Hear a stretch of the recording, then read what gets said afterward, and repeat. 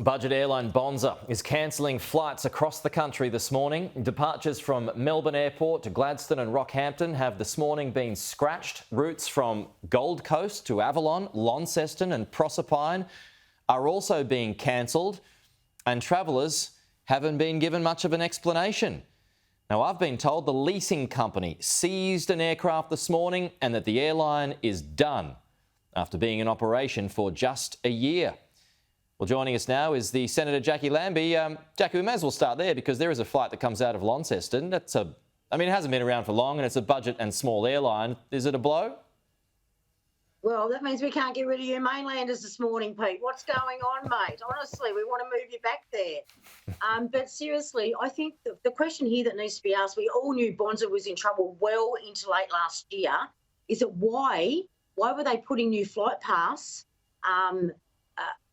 on their books only a month ago? Because they've only just started coming into Launceston. If they knew they were in trouble, mate, why have they done this? So they've collected money off people where they probably knew they were going to run into problems anyway. Do these guys? Is anyone getting a refund? How is all this going to work out? We'll see. This is a real problem. Yeah, we'll see how this all plays out over the course of the day. Yeah, so my mail is that Bonza's done. But again, we'll see what happens there. Now let's move on to the big political story of the day. Jacqui, it's this 73-year-old grandmother in Perth. She's a cancer survivor. She was allegedly bashed and robbed by a released detainee, all before the courts now. But your reaction on that, because the respective ministers, the two of them, are MIA this morning. I find that absolutely dreadful themselves, and they need to be showing up, especially out of respect to this elderly couple. I feel for them. Not only have they got those physical injuries, and I said earlier this morning on another program, you can imagine what it's going to be like for them to open that front door. So there's going to be that psychological side of it as well. It's horrific. Yeah. That woman's face, I just can't get it out of my head. It is absolutely horrific. Well, I want to know, Pete, like many other people out there, I want to know why many people out there, if he'd already broken that curfew, why is he out on the streets? Why wasn't he locked up? If he broke a condition that he was on, then why was he still out in the streets, mate? Well, I mean, and it goes to the government reaction too, does it not? I mean, they say that they're doing their best to keep the community safe, but isn't this a prime example of the fact that the community is not safe? No, I don't think they're doing a very good job at all. What happened to the ankle bracelets that they promised were on these people, that sort of thing? It sounds like that wasn't even on this person. So we need to know what is going on here. I actually think they've completely lost control. I have to be honest, I don't have much confidence when it comes to our border security under the current government.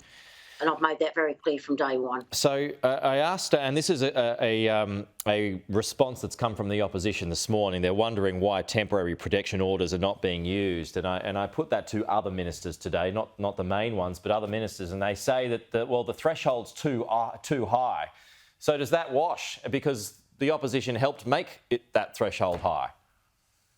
Right now that we do have that Senate inquiry going on, and we've done that to take that extra 4 or 5 weeks, so to make sure that when we're attacking this over the next few weeks, that bill will stand on its own 2 feet and do what it is supposed to do. Because quite frankly, I cannot believe that people that are either visiting on visas are dual citizens, that when this sort of stuff when this sort of thing happens, they're not on a plane within 12 hours and deported the hell out of here, Pete. Why is the country in the situation it's in now that we can't even control that process?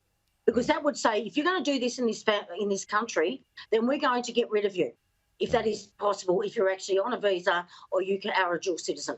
Simple, mate. Okay. Where have we lost that control? And just a final one here before we go, Jacqui. I do want to get your thoughts on the Prime Minister. There's a lot of criticism that has been sent his way from angry females who were at this rally on Sunday.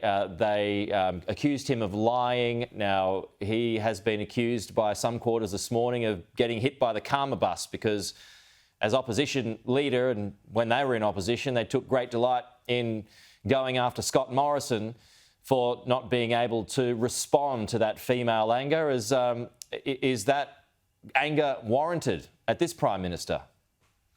I think that what we've seen is we've seen Scott Morrison that didn't show, so it's a damned if you do, damned if you don't. But I just think that those people, those staff in your office have to make sure that this is really well spoken to with the organisers, and if you don't get that part down pat, then it's probably going to come unstuck.